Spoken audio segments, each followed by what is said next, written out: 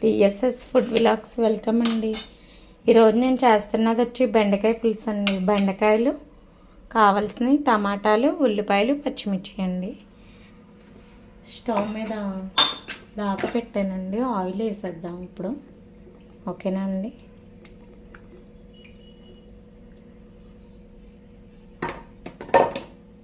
ఈరోజు సాటర్డే కదా, లేకపోతే బెండకాయ పులుసులో కోడిగుడ్లు వేసుకొని వండుకుంటే చాలా టేస్ట్గా ఉంటుందండి. ఓకేనా. ఉల్లిపాయలు, టమాటాలు, పచ్చిమిర్చి బాగా ఫ్రై అవనిద్దామండి. ఫ్రై అయ్యాక మిగతా చూపిస్తాం. ఓకే ఫ్రెండ్స్, చూసారు కదా టమాటాలు, ఉల్లిపాయలు బాగా మగ్గిపోయినాయి. ఓకేనా. బాగా గుజ్జులా వచ్చేవాళ్ళు ఫ్రెండ్స్. ఇలాగా బాగా దగ్గరికి అయిపోయినాయి కదా. బెండకాయలు వేసేసుకుందాం.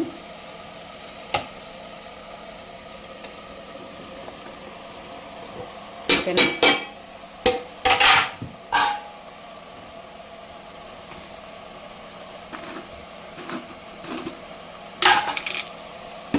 బెండకాయలు వేసేసాం కదా. ఒక 2 స్పూన్లు సాల్ట్,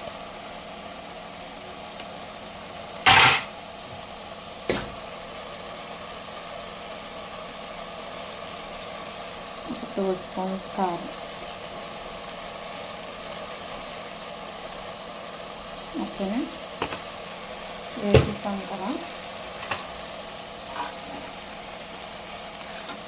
కొంచెం కలబెట్టాక చింతపండు రసం నేను తీసుకొని ఉంచేసాను. వేసేయడమేనండి. కొంచెం కలబెట్టి ఒక 5 మినిట్స్ అలాగా సిమ్లో పెట్టి మగ్గనివ్వాలి. ఓకేనా అండి. సిమ్లో పెట్టేద్దాం స్టవ్ని. బాగా మగ్గాక ఆయిల్ బయటకు వస్తుంది, మీకు చూపిస్తాను. అప్పుడు పులుసు వేస్తే చాలా టేస్ట్గా ఉంటుంది బెండకాయ కర్రీ. చూసారుగా ఇలా దగ్గరికి అయిపోయింది కదా. ఇప్పుడు చింతపండు రసం వేసేద్దామండి. ఓకేనా. చింతపండు రసం వేసేస్తాం.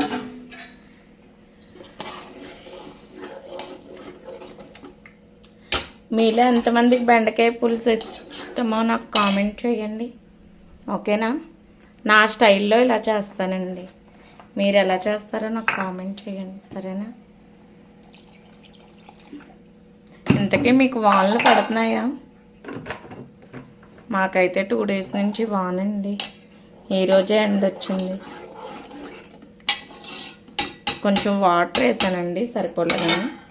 సరే, మూత పెట్టేద్దాం. ఓకేనా. ఒకవైపు రైస్ కూడా కుక్ అయిపోతుంది.